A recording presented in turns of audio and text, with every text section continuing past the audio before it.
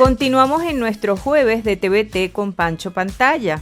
¿Sabes que Francisco, y quien es tu tocayo, por cierto, que en paz descanse y esté en la gloria del Señor, él utilizó las homilías, catequesis, mensajes y redes sociales para conectar con los seguidores, y lo hizo a través de no solamente de las redes, sino también de una revista que se llama La Razón? Y sí, no se puede negar que fue un gran comunicador que llegaba a las personas, a las masas. El Papa Francisco, Jorge Bergoglio, vivió la época moderna, es decir, lo que tiene que ver con la tecnología de rápida información. Antes de Francisco tenemos que hablar de un papa que fue importante en la transición, como fue Joseph Ratzinger, conocido como el Papa Benedicto XVI. Él era un papa muy clásico, un papa muy ortodoxo, un papa que prácticamente no escuchaba radio, no veía televisión, era un intelectual de avanzada, escribió muchísimos libros asociados a la teología, y dicho por Juan Pablo II y dicho por el Papa Francisco Jorge Bergoglio, era el intelectual religioso más erudito y avanzado que se conocía, el Papa Ratzinger. Tú lees sus exhortaciones, sus meditaciones, y son de una elevación de verdad que muy recomendable leer todas las meditaciones que tiene el Papa Benedicto XVI con relación a los pasajes de la Biblia, por ejemplo. Te hace comprender muchas cosas y en un nivel mucho más elevado. Ahora, ¿sabes que hay algo interesante con relación al Papa Francisco? Y es que él sí le dio algunas recomendaciones a los periodistas.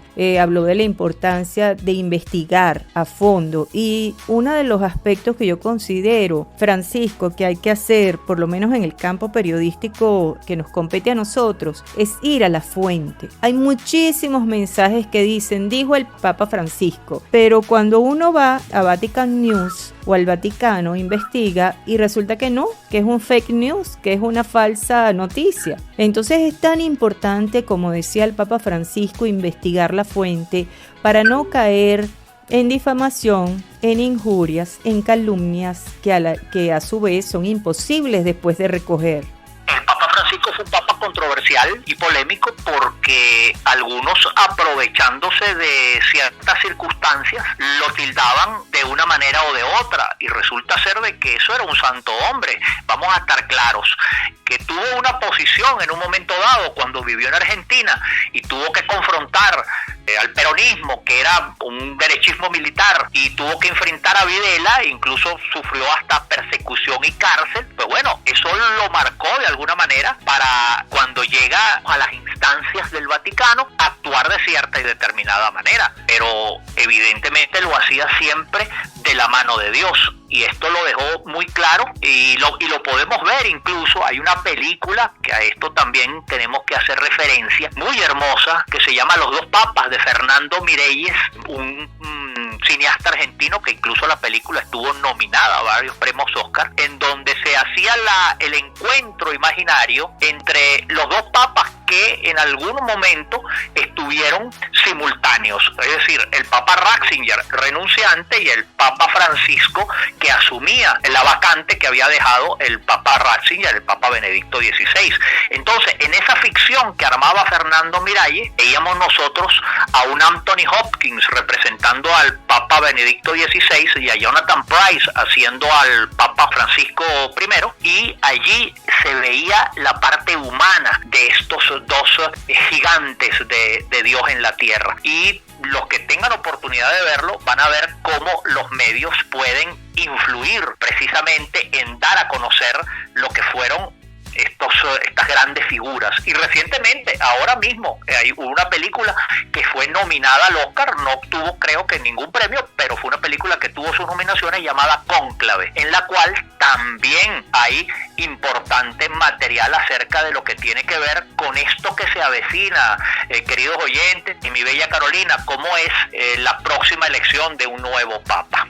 Claro, y aunque el Papa Francisco decía que no estaba reflejado en esas películas, la verdad, al 100%, sí se reflejaba lo que él era, ¿no? Su sencillez. Por ejemplo, nunca quiso usar los famosos zapatos que por décadas se utilizaron, los rojos, y siempre tú lo veías con sus zapatos sencillitos, inclusive cuando él salió a saludar a todos, que él era gracioso porque él tenía su sentido del humor, tenía carácter, pero tenía sentido del humor, y él decía por eso que todos teníamos que sonreír y ser felices y no avinagrados. Le decía a los sacerdotes y religiosas que no podían ser avinagrados. Y uno de los aspectos cuando le fueron a entregar toda la vestimenta, que dice, no, el carnaval ya pasó. Dice así. Y salió sencillo, claro, como él era. Eso es correcto. Él salió sin la mitra, que siempre fue característica de los papas cuando fue presentado como Jorge Bergoglio, ahora Papa Francisco I. Y por supuesto esto llamó mucho la atención. Y lo de los zapatos rojos, importante también, porque como tú dices, fue el primero que dijo, no, yo no voy a usar estos zapatos. Él usaba unos zapatitos muy sencillos, porque de hecho hubo quienes decían que él salía veladamente a recorrer incluso las calles del Vaticano y la gente no sabía que era el Papa el que andaba por ahí. Por supuesto, esto forma parte de las leyendas urbanas, pero no me extraña que un hombre como Jorge Bergoglio lo hiciera, porque era un hombre muy cercano al pueblo, muy cercano a la gente, y que vivió todo eso muy intensamente.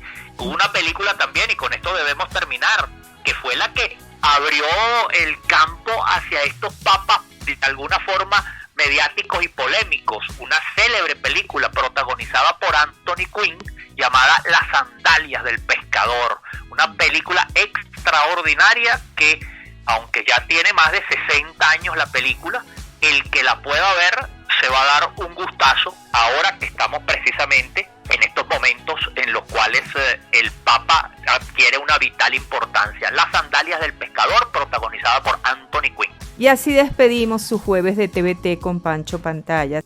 Sí, ya para terminar, hay un pasaje de la película de los dos papas en donde el Papa Benedicto XVI le dice al Papa Francisco, a Jorge Bergoglio, le dice, tú sabes que cuando Dios le encomendó a San Francisco edificar su iglesia, San Francisco entendió mal y pensó que era con ladrillos y cemento que tenía que edificarla.